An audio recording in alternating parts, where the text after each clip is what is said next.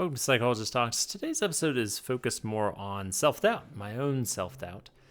And this being spurred out of, I think, a lull in this channel and content creation.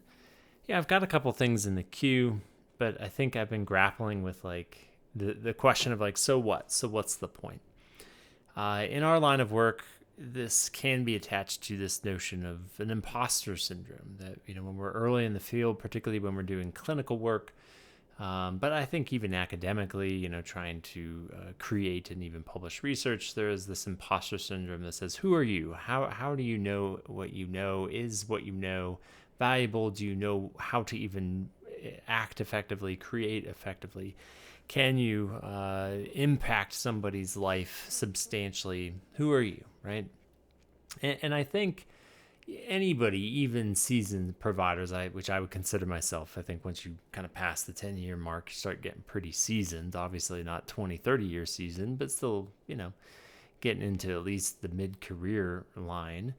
It doesn't go away. It's not supposed to. Right? To me, the imposter syndrome in its healthiest form is synonymous with a healthy dose of humility. You just got to keep your eyes on it, make sure it doesn't wash so much over you that you doubt yourself. But I'm struggling, right, in this moment. I don't think it's necessarily an imposter syndrome because, I'm pretty confident in what I can offer clinically in my roles as a psychologist. What am I offering here, I think, is the greater question. What's the point? Besides, full disclosure, there's an element of potential marketing in this of you have videos, you have content. This is what a lot of us providers do these days. But really, that's not my primary motivation. I'm not creating just to create. I create because it's got to be something that I'm relatively passionate about. But just because I'm passionate about it doesn't mean it's valuable. It doesn't mean that it's valuable. And this is where it's what's the difference between a depressive thought that is steeped in realism versus a depressive thought that is, unduly harsh or self-critical and self-doubting? I don't know. Because if I telescope out far enough, we are in an age of information, and have been for several decades, and that age of information has wrought nothing but misinformation. We are in a social media time, a podcast filled time, a content creation filled time where it is just dense and crowded and packed. And there are tons of people out there, chasing this goal, chasing views, chasing recognition, chasing fame, whatever it might be, very ego driven. And not everybody's an expert. That is a guarantee.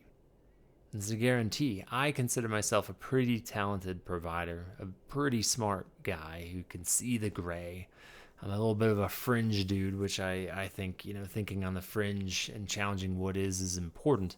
But I'm not alone. That's not that's an aberration, 10%, 20%, 30% of people I think exist on that fringe at any given point, and includes my fellow professionals in the mental health field. And, I'm good at personality work and et cetera, but, all I need to do is pick up one book, one article, and it reminds me very quickly of what I don't know.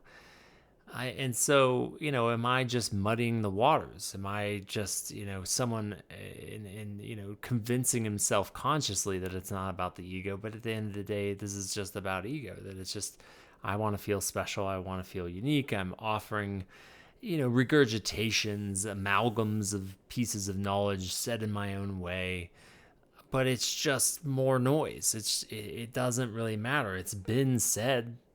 It's out there. There are books. There are all sorts of things that probably do just as good of a job, if not a better job. And if there is a hole, I don't know what the hole is because I can't read every single book, right? And this goes back to philosophy, right? Philosophy about people. I post about philosophy sometimes. Am I saying anything new? Am I some sort of emerging philosopher? I guarantee you I am not. So what's the point?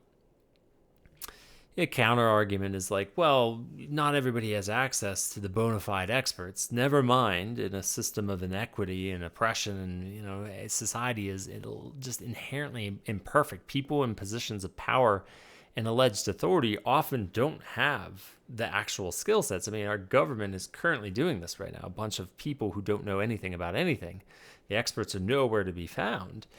But this exists outside of that. The audacity of the current government here in the States. I mean, there's only so many experts. So, okay, maybe I can throw my hat into the ring, but like, am I an accurate judge of my own expertise? And people seem to like what I say, some of them, but others probably look at that, the varying degrees of expertise, less and less people as you go higher up that alleged totem pole. Even if they're not the, bona fide expert, they still have a reasonable amount of expertise beyond my own. Like, why am I throwing my hat into that ring? How do I self-assess when that is doable or viable? Sure. I mean, I can try to be humble. I say, like, I don't know these things. This is speculation. I try to be transparent about the things I truly feel like I have a lot of heft and weight behind versus the things that are more speculative. So I try to be responsible with that. But then why am I creating, right? Am I just adding to the noise? So, I have like this episode on masculinity that I'm following up with. I'm not an expert on masculinity. I have lots of thoughts and feelings about it. Why are my thoughts and feelings more important than anybody else's?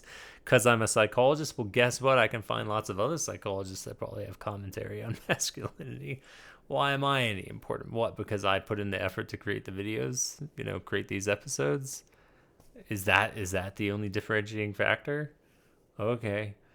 I have an episode on death and suicide that's kind of in the docket that I, reasonably pleased with. But then I'm like, I think I'm probably on the more progressive, not progressive, but just sort of like on the, I think I do well with death and suicide, more than 50%. You talk about normal curve stuff, I'm on the higher end, I think, of as far as my abilities.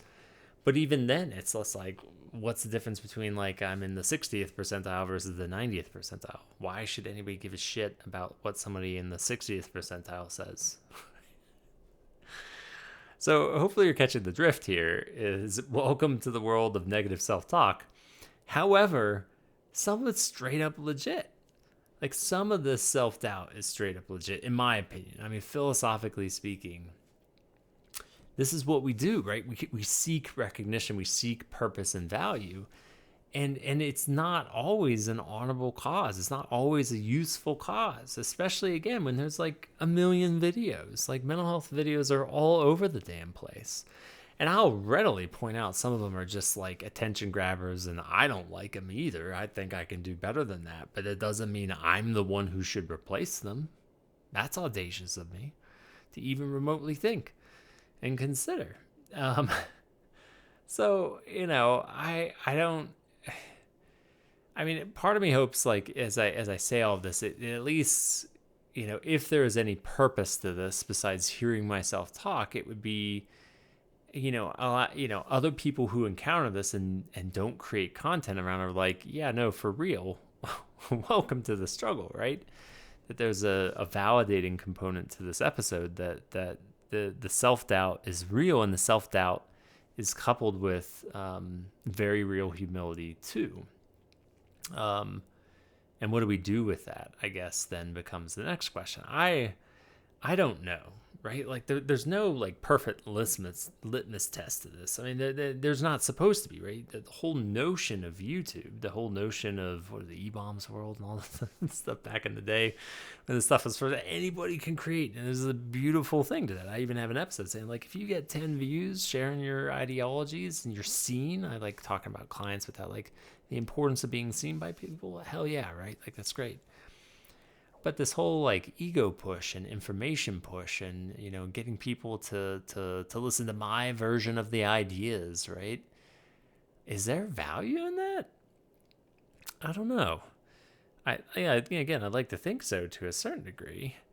But I think maybe that's the thing, is like, we as a society needed to revisit what it is like to balance these two forces, to be careful of self-doubt. Because self-doubt, I mean, it'll give you ulcers, right?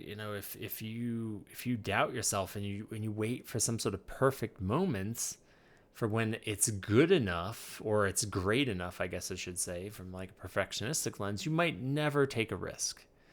And that is a dangerous thing. I meet people, and I've met myself, the types of pickles and quandaries that can get you in, and not always like a lack of access. You find yourself in a situation that you don't even know how to manage and invest yourself meaningfully, and you trap yourself into that because of the self-doubt. So that's one end of the fence, but at the same time, it is important to be humble. This sort of self-reflective capacity of like, who am I? What is my place? Do I know enough? Did I just like look up something on AI and create an episode? No, I sure as hell hope not. I shouldn't be doing that, because then I'm not being humble. I'm not vetting my own viability in creating content. I bargain this replicate. Yeah, it does. I don't think I bargain. It replicates itself in other milieus too, like relationships. You can live in self-doubt, but you can also be a egotistical dick and so self-assured that you're not humble enough to receive feedback and peel back and admit mistakes. So yeah, I don't know where I'm landing. I think it's somewhere embedded is an important call for action. There's probably content I've created that would benefit from additional learning. But there is a line in the sand where that additional learning could take decades, especially when I'm working like a full-time job. And at some point it's good enough. And so maybe this is me both talking to people, but also talking to myself, is like, what's the difference between these two? And that I need to keep discerning the difference between these two. And that is an iterative process, albeit a process that is also aided by other people and the feedback of other people. And I've done enough training and supervision to say, like, I know my ideas aren't total phooey or hooey, probably hooey, not phooey. At the same time, that doesn't mean me spouting off and making episodes every single week is a viable or sensible thing, because at some point, it's not going to be content worth creating. I mean, I have a lot of points of interest, but there's a difference between an area of expertise versus just like random musings. And I've got lots of random musings, I'll admit. Not every episode is a bona fide, voice of an expert. It's just my 2 cents. Anyway, I'm just talking myself in circles. I'm curious if this will be interesting to anybody, if this is validating for some people. But as always, I thank folks for listening and watching, and I think my stay curious is pretty, probably the end all be all is as we discern the difference between these two poles. Curiosity probably does us well. So thanks. Stay curious.